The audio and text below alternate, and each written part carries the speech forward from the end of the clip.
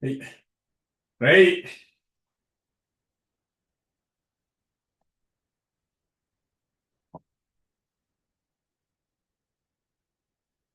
はい。お願いしまおす。願いします。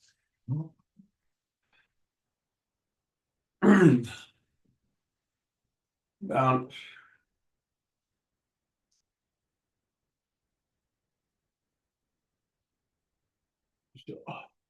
はい。Side.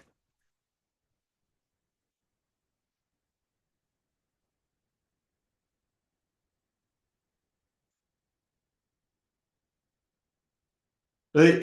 Hit the shoulder.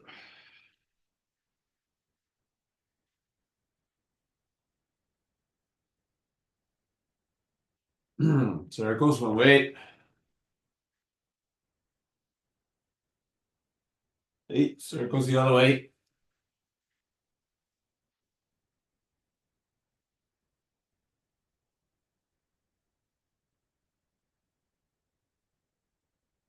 はい。Arms.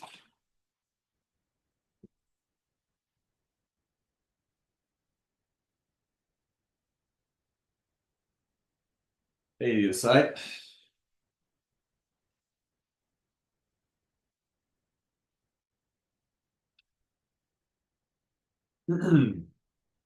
正面。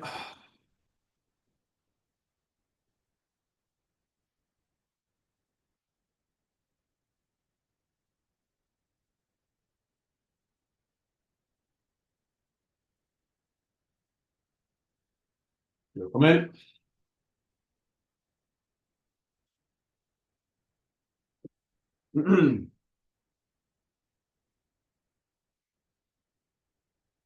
はい。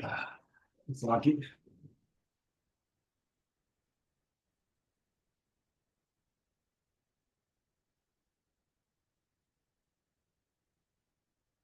はい。反対。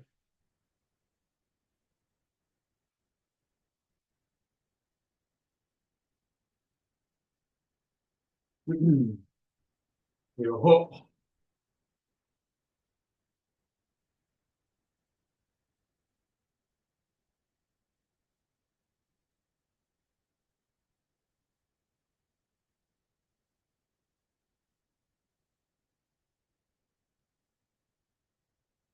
ベンチ。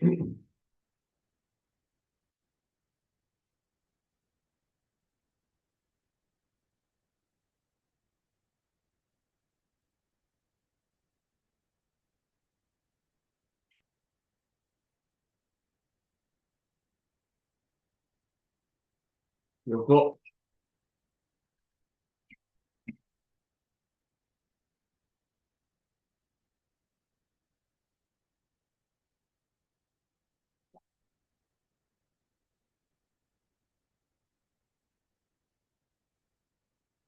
はい。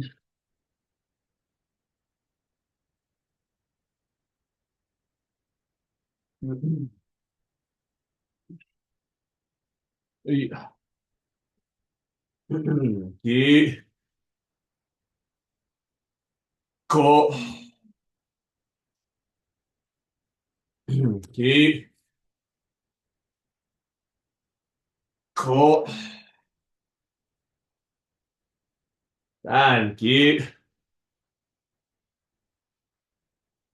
こ。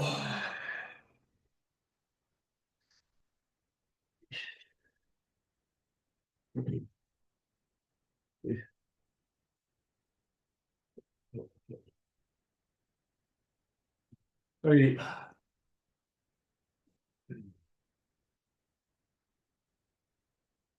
い。Forward. Down.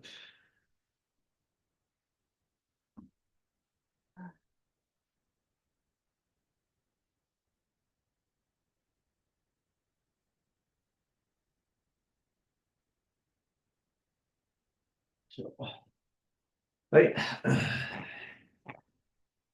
Back. Circles. Side.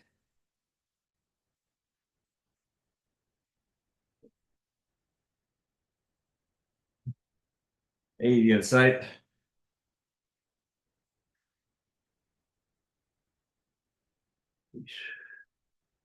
Down.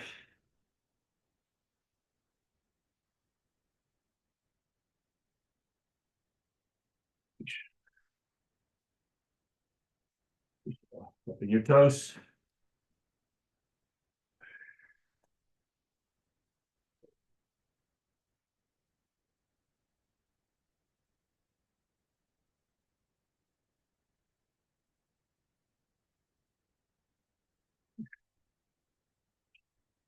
And hips.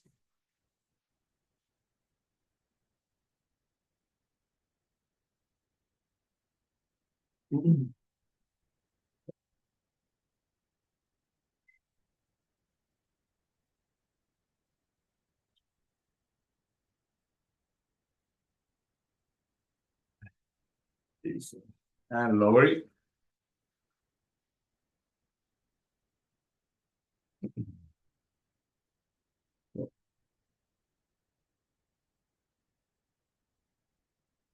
Hey, opening to one side.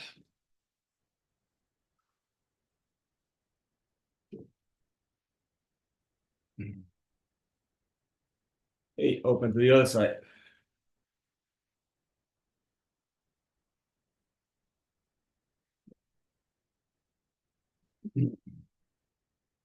Knuckles down, knees almost touching the ground, and back. Knees touching the ground, back. Knees touching the ground, back.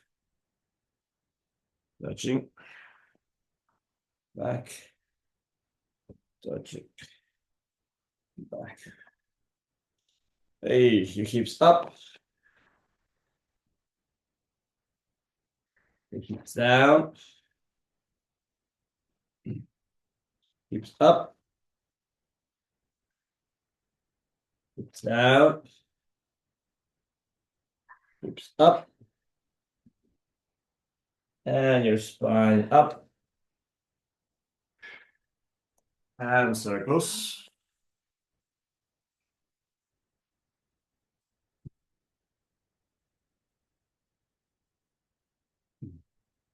Inside.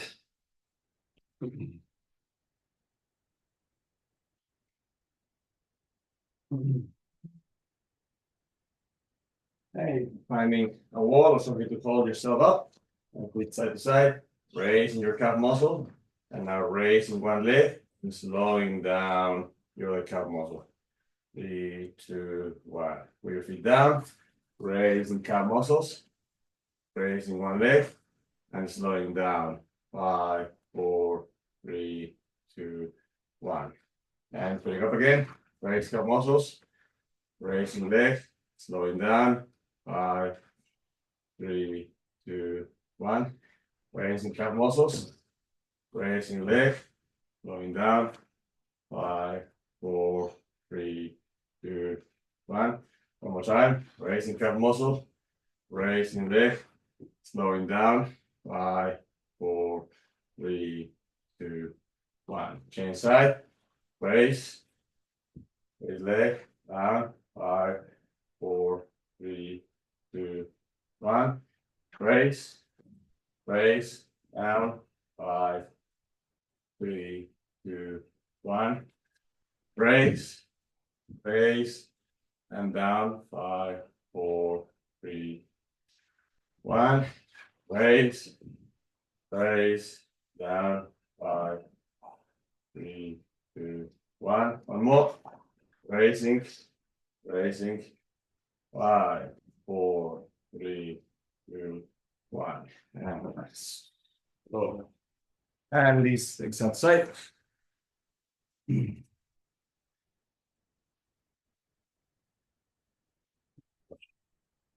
And down one side. And the other side. Goes up. That side. Hands in front. The other side.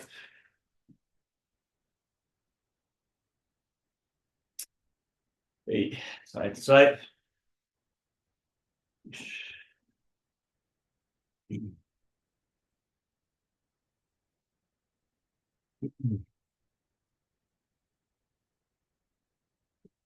Hey, relax.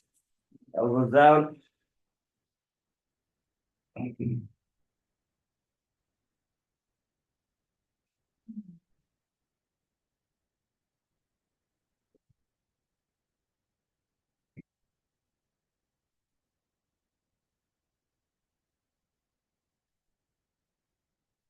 Hey, forward.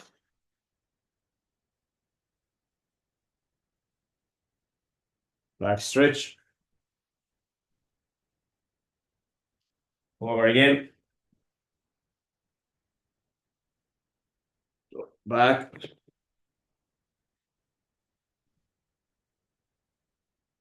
Again. Forward. Hips up. Down. Hips up. Hips down. Hips up. Hips down. Hey, back switch.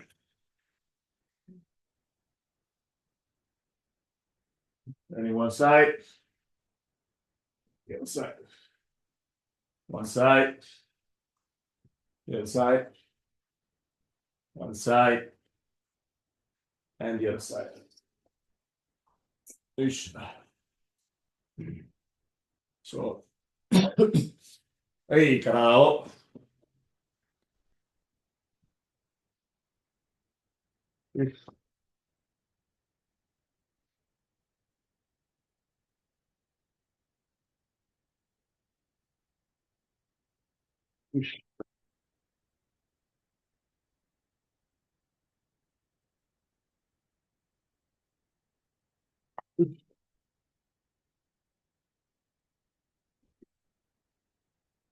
Hey, the other side.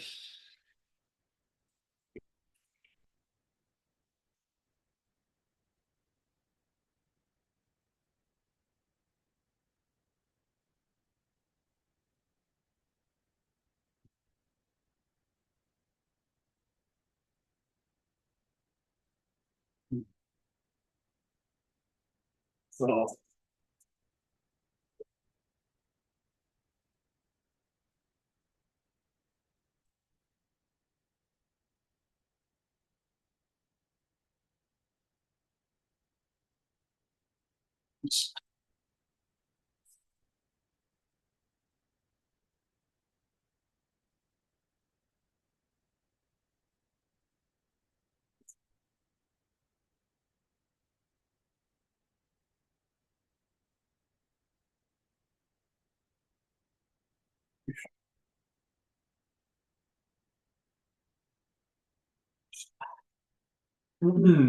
Hey, ki.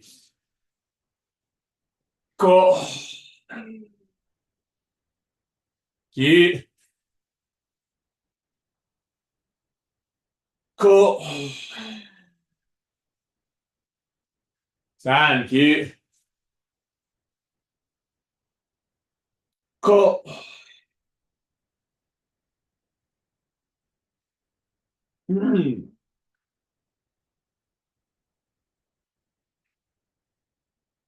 Hey, down. And massaging your foot inside.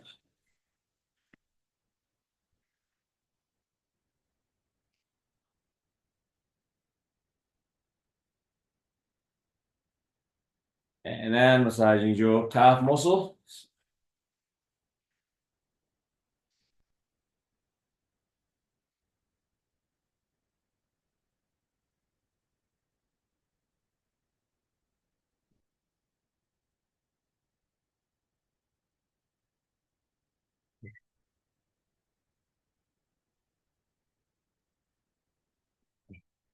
Calf muscle from the back and also from the side. Starting from the knee and continuing all the way down through the calf. or the shin area, then connecting into the foot.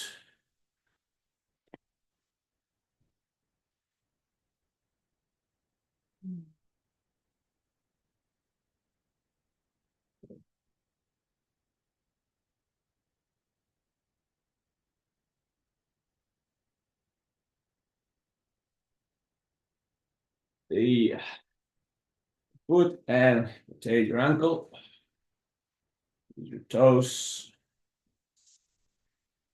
ankle and toes, one direction and the other direction. And your toes going up, toes going down, toes going up, down, up, down, up. So rubbing.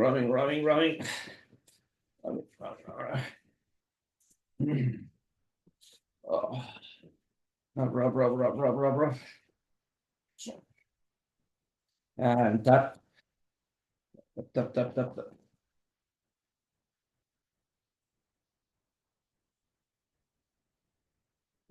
Shake. And raise.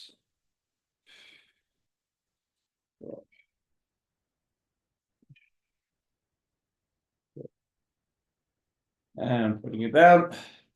And to the other side. Foot.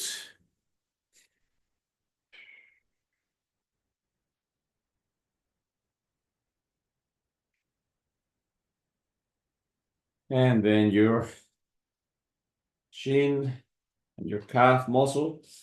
Start from the side. And then possible go to behind.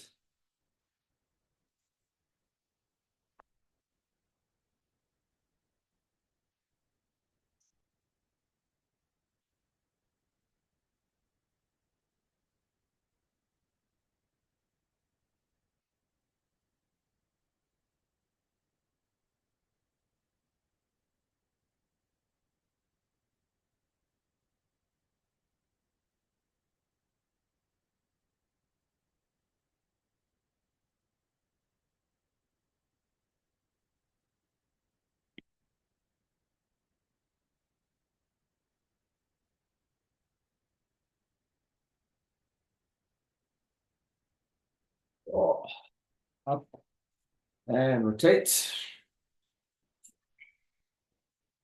Okay, the other side.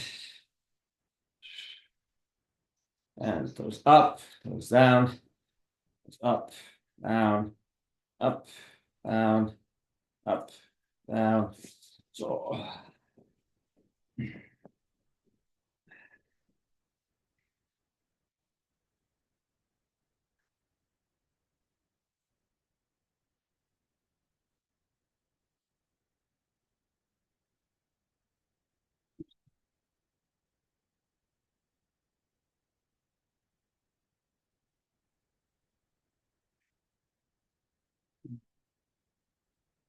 hey, shoe, give me.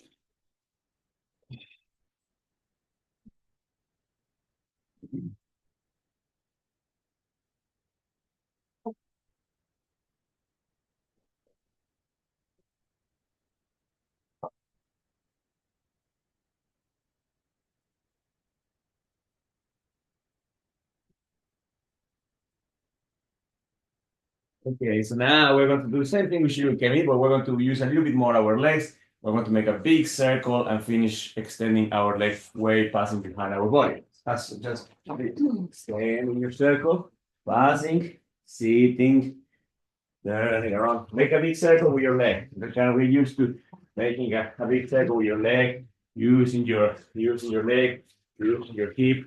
Okay, and then you're going to change to the other side. From here, big circle with your leg, all the way to the other side of the body. Coming back again, big circle with your leg. And change. Okay, so focus on slowly. Okay, I'm not going to count, so we don't do it on my time. You're going to do it on your time.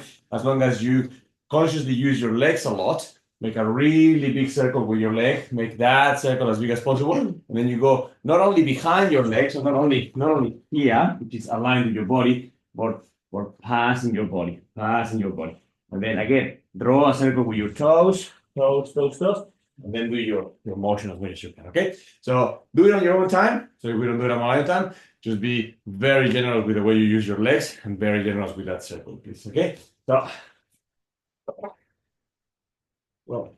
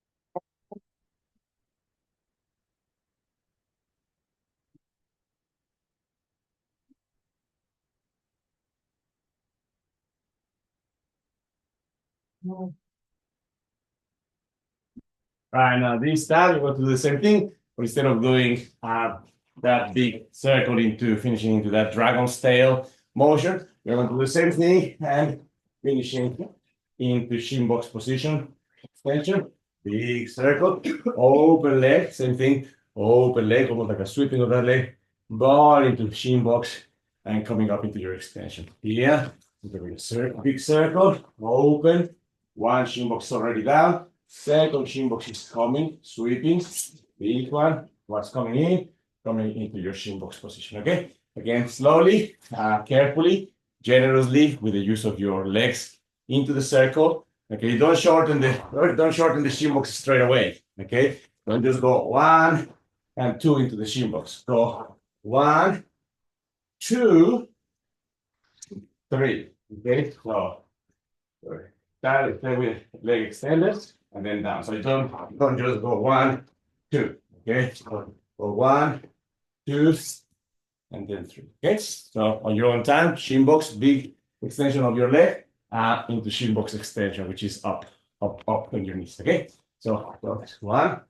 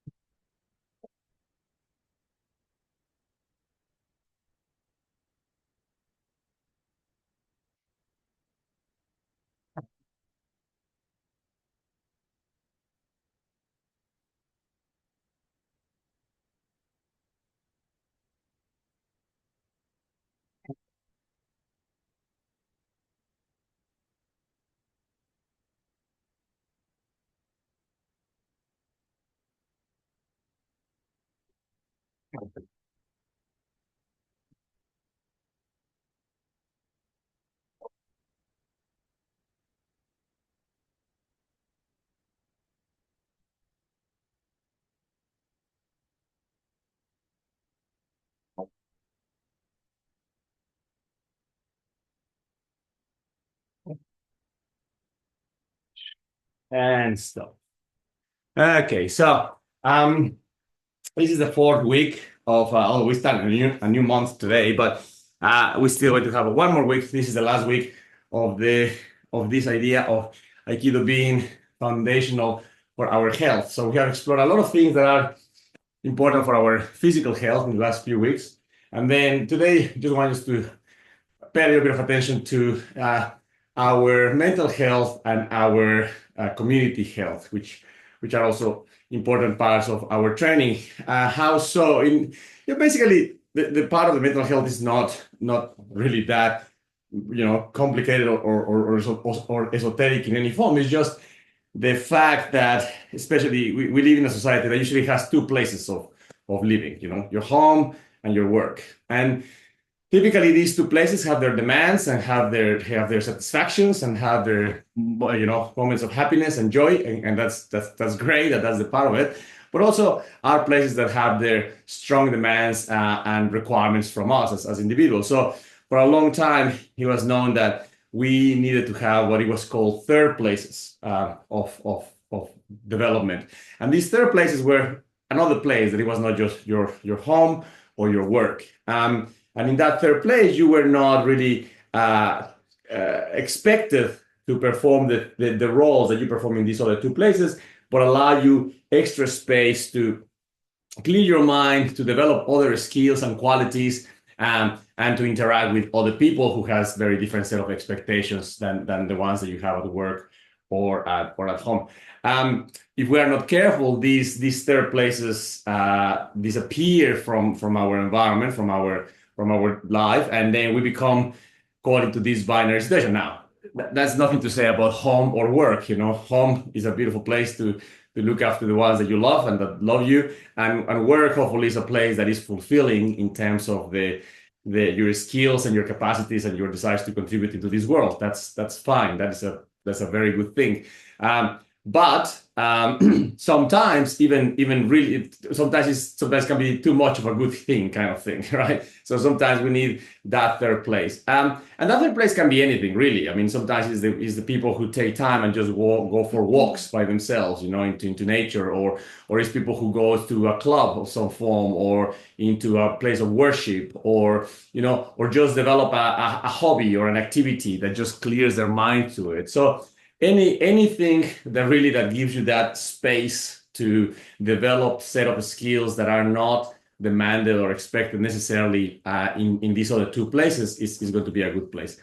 A dojo is basically one of the functions that dojo performs is that function, the function of allowing individuals to come and have a space where they can focus in their own things. This will link a little bit with next month's conversation, which is how this place is formative in character. But even from a mental health perspective, just the existence of that place it's important. So that's why when sometimes people start to find a tension between the harmony between the three places is very important. And again, it's another thing where we have to work with the idea of harmony. Now, harmony doesn't necessarily means what's the term that is used these days? Balance. In that sense, like work-life balance. It's not quite the same, okay? It's not quite the same. Work-life balance sometimes means that you are, half and half in a place. Harmony is not a matter of percentages. So harmony between the three places doesn't mean something like 30%, 33, 33, 33, Yeah, that's not what it means. Harmony means that there are times when it's important to give more to one place, so the function of the other places still stays, alive and healthy. So that means that sometimes you have to put more attention, much more attention to your home, much more attention to your work, than what you do in other places. The important thing is not which percentage you give. The important thing is that you remember your commitment to these three places, and that you remember that your commitment is the harmony between all of them.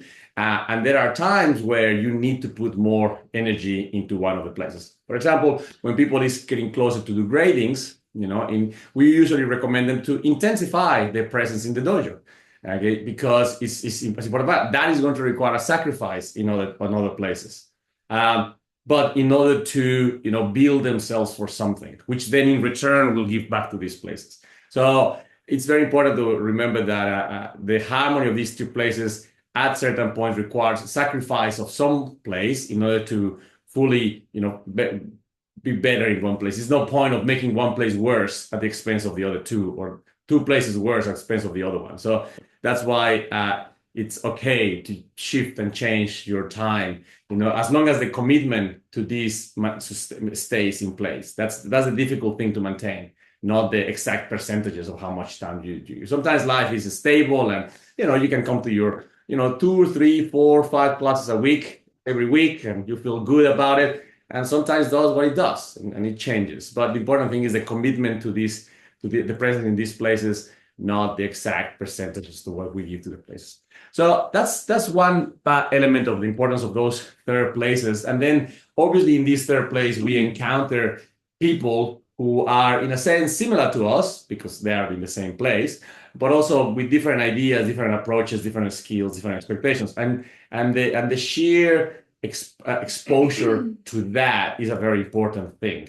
I mentioned in the class that a couple of things that we need to fight as a society a lot at two extremes of tribalism on one hand and relativism on the other hand.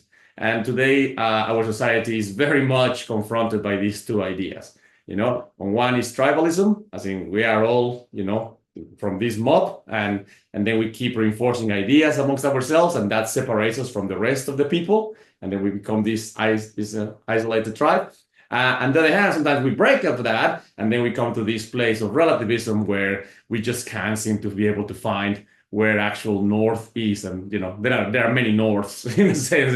North is whatever people want north to be kind of approach, and it's like no. There's still one north. There's still one thing pointing north. It's okay to arrive north from different directions.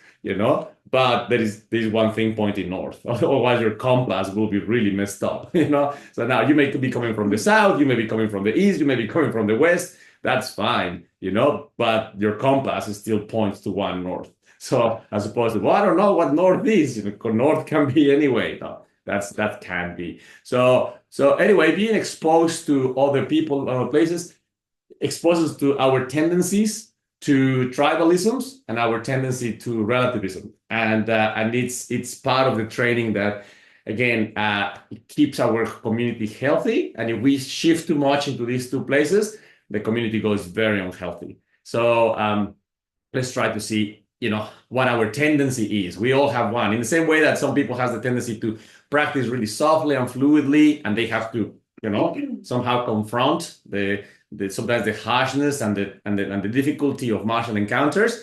That's part of the training. Same thing. People who train really hard and they really throw really hard, and then they need to confront the realities of connection and flow and this other more softer side of harmony of training, and they must be exposed to that. Is the same thing. So the same thing with our tendency to tribalism ideas or relativistic ideas. We come to the dojo. So during the weekends, we had a great opportunity to explore that. And that's a seminar combined with other organizations. And because that's what it is, we get exposed to the way other people do things, other dojos do things. So I'm going to just go a couple of movements, of couple of techniques from those classes. But yes, being exposed to other organizations in that sense and to other teachers is a great example to say how tribalistic or how relativistic my mind tends to be. And we all fall into one of those camps really, really, really quickly. So, okay. So, all right. So the first thing that we're going to do is we did one technique that basically was a Shihonage. And it was a short Shihonage. Normally we take a step, to extend the Kusushi. But in this case, the exercise was just pivoting here and then cutting down in Shihonage. So let's just do that for a moment. So out, Shihonage, pivot, and okay, one time to the side. So pivot and then the other side. So it's turning, pivot, cut, side, so turning, pivot, cut. Okay, so it was our basic Shihonage. Now, some form of basic Shihonage. And then what the instructor asked us to do was here, cutting, and then sweeping at the same time, as we were performing the Shihonage. So there was a sweep action within the technique. So pivot, turning, cutting, sweeping. Okay, so first of all, let's just fix our hip hinge and see if we can do a few hip hinges to work on that sweep exercise. Okay, now, okay, and hinging. 1, 2, 3, 4, 5. Change to the 5. 1, 2, 3, 4, 5. Changing the other side. 1, 2, 3, 4, 5. Change. 1, 2, 3, 4, 5. Good. So now just left foot in front, and then we're going to do the same thing, but with taking a step back and sweeping. Okay, so with the foot in front and step back, so 1, 2, 3, 4, 5. So 10 foot and 1, 2, 3, 4, 5. Good. So now this time, 2 hands touching the ground, okay, while you're doing stepping back and sweeping. So both hands touching the ground. 1, 2, 3, 4, 5. Oh, change. Hands up, level of your head, and touching the ground. 1, 2, 3, 4, 5. Good. Okay, so if you can put your 2 hands on the head and you can sweep and touch the ground, you can have a Shikonagi grip in front of your head and put both hands on the ground, which is basically what we're doing. Sometimes that sweep doesn't have to be that complete. Sometimes the sweep is a little bit more, but remember, especially if you are following your partner to the ground, okay, you have to sweep a little bit more generally, okay? So you'll do that with Shikonage. So the Tenkan, pivot, hands on your head, and now you're going to sweep and put the fist on the ground. So up, okay? So the Tenkan, hands on your head, and sweep, touch the ground. So the Tenkan, hands on your head, and sweep, touch the ground. So the Tenkan, hands on your head, sweep, touch the ground. So, okay, so that was part of it. Half of the difficulty of that technique was being able to sweep properly, you know, when the instructor was asking us to sweep, while at the same time, you know, staying connected to your partner in Shikonage and do Kemiwaza, which we will not see at the moment just because we're running out of time. But the Kemiwaza for that sweeping is important to practice, and we've been doing a bit of that during the week. So another exercise that we did with a lot of our instructors was this exercise of keeping, you know, the hand in front of us all the time, and then finishing with a ripo. Okay, so his movement was possibly a bit more open than what we would usually do in the dojo, but it was a very similar idea. The idea was to try to keep this hand always in front of you, and we perform a few, you know, a couple of actions of pivoting and stepping before arriving to the ripo, just reinforcing the idea of keeping that hand in front. So hand in front, pivot, keeping the hand in front, stepping forward, pivot one more time, stepping forward one more time, and then back into ripo. Okay, so and which is with pivot, step forward, pivot, step forward, back into ripo. Okay, but the important thing was to keep everything, hand, elbow, arm in front of you, as opposed to leaving something different. Okay, so pivot, step forward, pivot, step forward, up, back, ripo. Pivoting, looking forward, pivoting, looking forward, up, back, ripo. Wait. Pivot, forward, pivot, forward, up, ripo.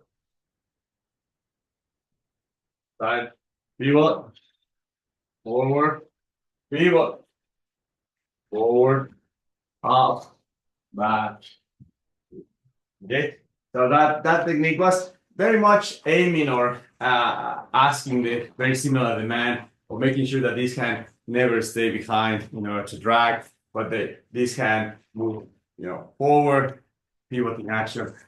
Maybe his actual beginning of the technique was more something like him moving into place, and from that place pivoting, and then continue the action. Because if we are too far from each other, then we have the tendency to pull. So I think what he was doing was moving into place first, pivoting 1 dozen pass in front, and then once that was in place, continuing with the same idea of keeping the hand in front of you. But again, the importance of skeletal structure, okay, your hand inside of your body, not outside, and then also keeping it in front of your center line. Okay, so that was another exercise that was very good to practice.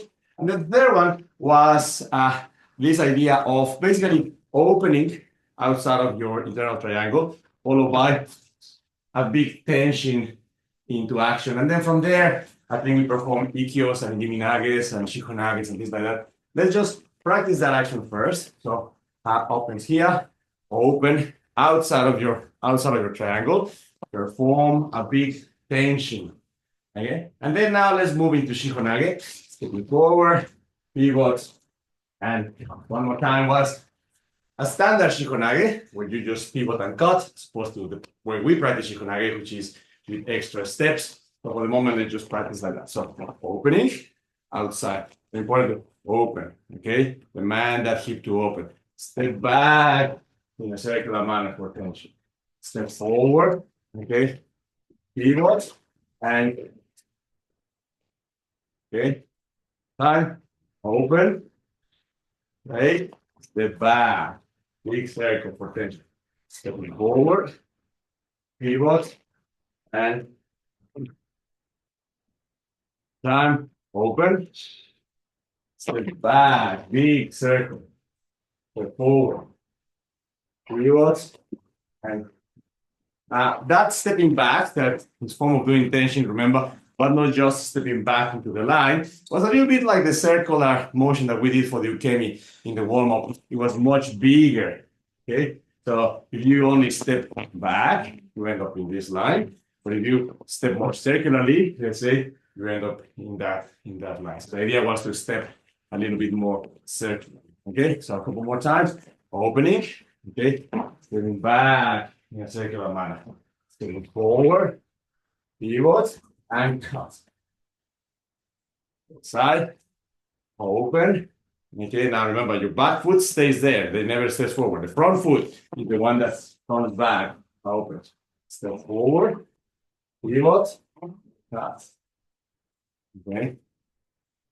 Open, circle, step forward, pivot, cut. Open, circle, step forward, pivot, cut. Couple more times. Just open, back, circle, up, pivot, cut.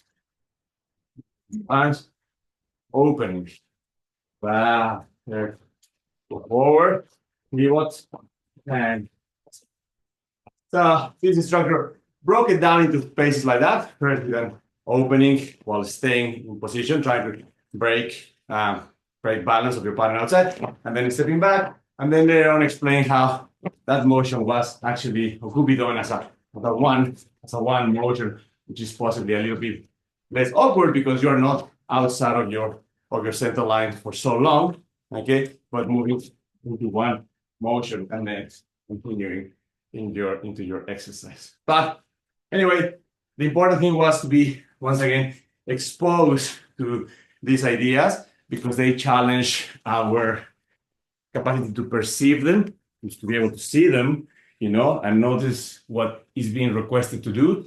It challenges our physical condition because do we know what our left foot is doing, our right foot is doing? Do we know how to use our body, in a particular way? And it challenges our character because we need to pause judgment on the ideas if we want to perform them with a sense of fidelity and loyalty to the action. So it was good exposure to that in order to challenge these elements that we need to keep improving in our learning and understanding of Aikido. Okay, let's finish up.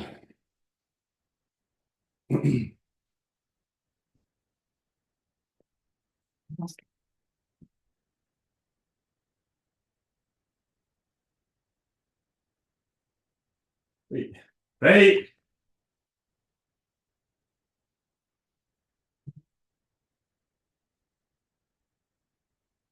Hey, ありがとうございました。ありがとうございました。